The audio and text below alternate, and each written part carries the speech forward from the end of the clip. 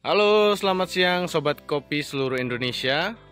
Balik lagi sekarang berada di salah satu lahan, masih di Kecamatan Suwoh. Kita masih memantau untuk musim hujan di bulan ini. Apakah perkembangan kopi yang sempat kita kunjungi beberapa waktu, apakah makin baik. Hari ini termasuk di salah satu kopi andalan, termasuk salah satu perkebunan sistem pagar yang menjadi pelopor lah, salah satu pelopor di antara teman-teman pejuang kopi Suwoh. Ini berada di lokasi punyanya Pak Lurah ya, punya Pak Pratin Tunggono. Ini saya coba spilkan di sore hari ini sekitar jam 3. Cuaca seperti ini teman-teman ya, berkabut, khususnya di Lampung Barat relatif curah hujannya tinggi. Sistem pagar punya Pak Tunggono ini teman-teman bisa lihat sebelumnya proses tanam ataupun pertumbuhannya. Mungkin salah satu perkebunan yang bisa melewati El Nino dengan baik, akhirnya bisa subur seperti di belakang saya. Oke teman-teman, sebelum kita keliling, bisa teman-teman lihat ya, ini murni rawatan dari Pak Pratin dengan pola sistem pagar. Berada di Kecamatan Suwoh, Pekan Banding Agung ya. Ini salah satu jenis klon unggulannya punya Pak Pratin. Nah, teman-teman bisa lihat tuh. Ini nggak rekayasa, ini sudah lepas masa degan. Untuk tahun ini kita panen raya ya di kebun ini. Kita lihat yang bawah ya. Robusta. Keliling ini bentuk lahannya nyabuk, jadi panjang ke atas, cuman kira-kira kurang lebih 1 hektar lebih. Di belakang saya kita akan coba cek klon yang lain. Di sini multi klon tapi full robusta.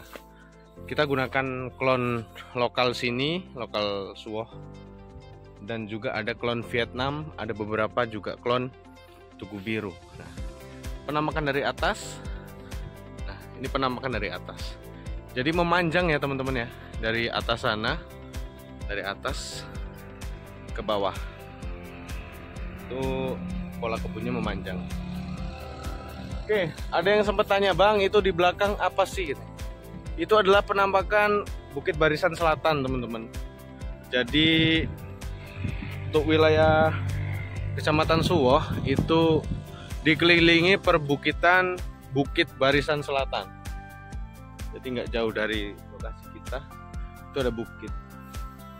Oke, kita coba lihat yang klon lokalnya teman-teman. Ini hampir seperti ini ya umurnya.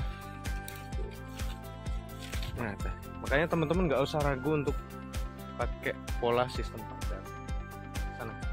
Kita coba ikuti ya. Kita akan coba cari apakah ada perbedaan di tiap pohonnya.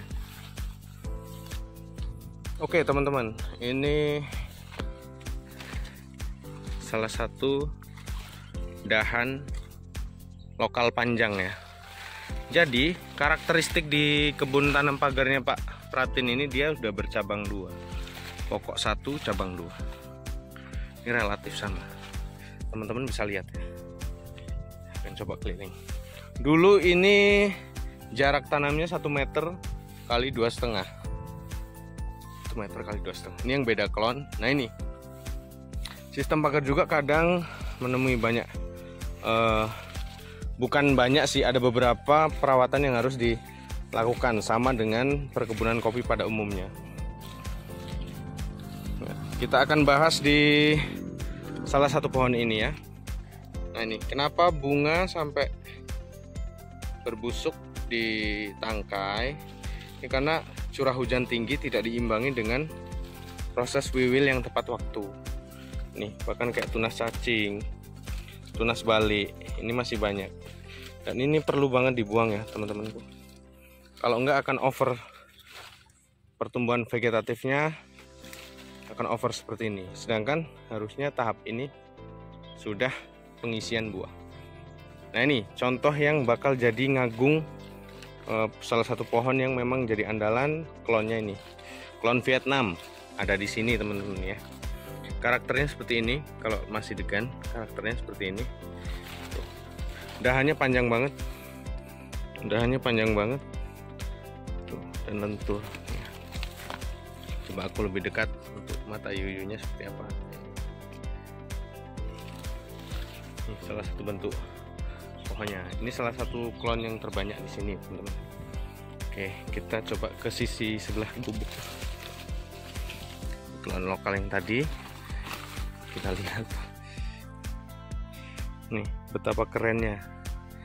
Panjang banget ya. Nah, teman-teman juga tipsnya nanti kalau mau proses sistem pagar, nggak usahlah terlalu muluk-muluk untuk memakai klon yang unggul di tempat lain. Kita coba kembangkan klon yang ada di tempat kita, yang memang sudah benar-benar terbukti bisa tumbuh ya. Jadi nantinya nggak akan kecewa gitu teman-temanku. Nah ini yang khusus barisan ini lokal semua nih ya. Kita deketin lokalnya aja seperti ini nih. Perbedaannya nggak signifikan ya, cuman ya dahannya nggak terlalu panjang aja. Cuman kalau urusan buah sama aja teman-teman. Dompolannya udah sangat bikin kita semangat di kebun. Oke, kalau barisannya sudah nggak begitu kelihatan ya, karena tanamannya ini sudah masuk ke 25 bulan ke atas. Ini hampir mirip seperti yang di BNS kemarin yang punya Mas Mudakir.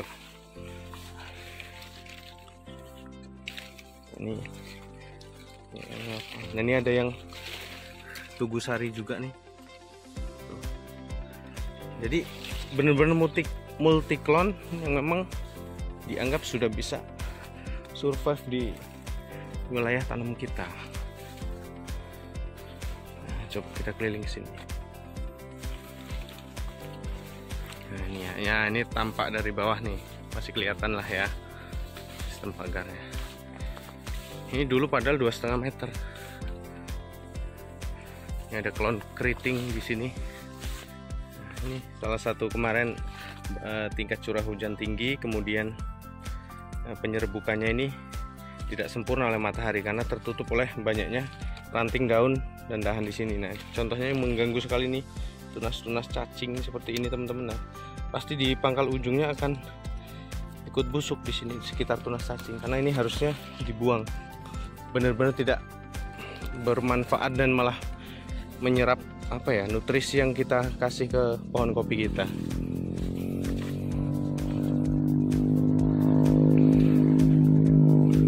Oke, ini ya. Nih bagi yang belum tahu ya, mungkin dari luar karena memang belum seragam ukuran dari biji kopinya. Kalau kita deketin, teman-teman bisa bayangin coba nih, dompolan ini nanti kalau jadi kopi semua seperti apa nih. Gede banget teman-teman. Ini masih kecil tapi sudah 4 jari nih. Ini gede banget. Karakternya di bawah nih. Ini kalau Vietnam keunggulannya seperti ini nih, dia panjang dahan hampir 1 meter lebih, malah lebih ya, 1,5 meter nih panjang dahan ya. Ke atas sana.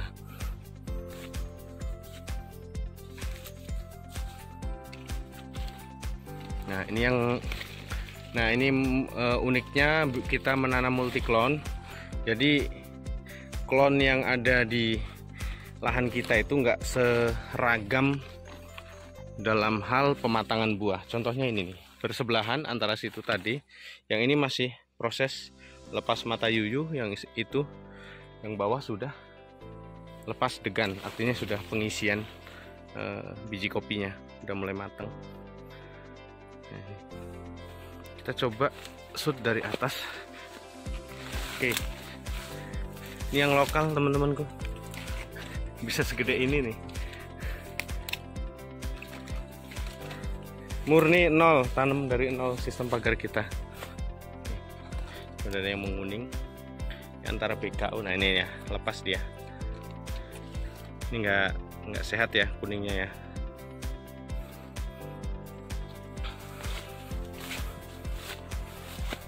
Coba kita zoom dari atas.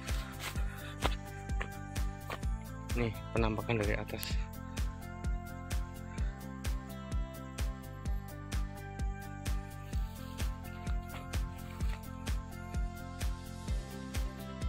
Oke, mantep ya. Sedangkan ini sampai ujung sana teman-teman, sampai pohon besar itu. Nah itu jalan raya sampai ujung. Bentuk lahannya itu memanjang. Ini.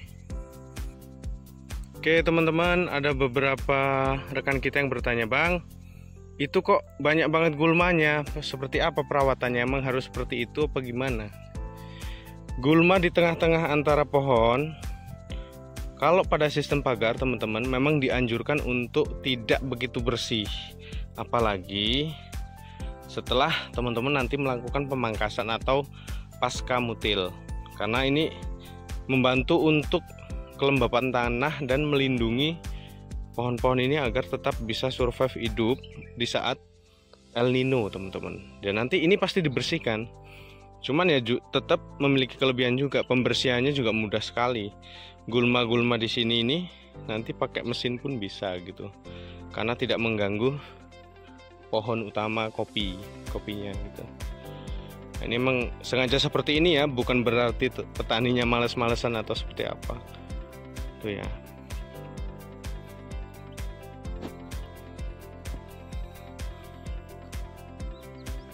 Oke teman-teman, saya juga ingin sharing ya, sistem pagar juga nggak sepenuhnya akan terhindar dari berbagai macam penyakit ya. Di depan kita teman-teman, ini sehat, sebelah sehat. Di depan kita ini dianjurkan sebenarnya untuk segera dibuang, dicabut dari akar ataupun dibakar teman-teman, karena ini penuh dengan fungisida tuh, jamur, infeksi. Dia infeksi dari akar naik ke atas, bahkan ini sebenarnya udah bakal buah tuh ya. Nah di sini sebenarnya sudah keluar apa namanya, semacam mata yuyu atau bunga ya nih, tapi karena terkena jamur ataupun infeksi ini jadi seperti ini, bisa membunuh. Ini cepat sekali teman-teman, nggak cukup waktu, nggak lebih dari 3 minggu sudah habis seperti ini. Ini bahaya untuk tanaman sebelahnya. Kalau ada yang melihat seperti ini di sistem tanam pagarnya, terutama karena antar pohon kan berdekatan, ini langsung aja dicabut, digali, kemudian sisa batangnya ini bisa dibakar gitu teman-teman. Kenapa bisa seperti ini Bang? Menurut sepengetahuan saya, waktu itu berbicara dengan beberapa master kopi, ya ini pertama faktor iklim, suhu, kemudian kurangnya kita perawatan dalam pengaplikasian insektisida, fungisida yang kurang tepat waktu teman-teman. Kadang kita telat, artinya sudah masuk musim penghujan, tapi tanaman kopi belum pernah kita cek ya, apakah terjangkit fungi ataupun bakteri. Ya, semoga kita terhindar nih dari yang kayak gini, karena sayang sekali ya teman-teman. Oke teman-teman, saya juga izin sharing ya teman-teman. Kurangnya tepat waktu, tepat guna kita dalam pengaplikasian pupuk ataupun booster yang lainnya, ini kadang bisa mengakibatkan kelainan genetik ataupun pertumbuhan. Ini bukan kelainan genetik, cuman pertumbuhan dari buahnya tadi tidak stabil teman-teman. Ini ada yang unik nih, sebelah ini sudah matang sempurna, yang sini masih hijau, kan ujung masih ada mata yuyu. Biasanya faktor seperti ini, selain dari faktor yang tadi, biasanya juga pengaruh terhadap gen yang dibawa oleh klon. Kalau gen yang dibawa oleh klon tidak bisa kita rubah ya teman-teman. Jadi juga memilih klon juga kita harus cerdas juga ya teman-teman. Ini salah satu keanehan yang muncul seringkali ya, mungkin di petani kopi di luar sana juga kadang-kadang sering. Cuman nggak jadi persoalan ya untuk teman-teman, ini opsional aja, nggak jadi persoalan. Pertahanin aja pohon seperti ini juga bagus, rapet.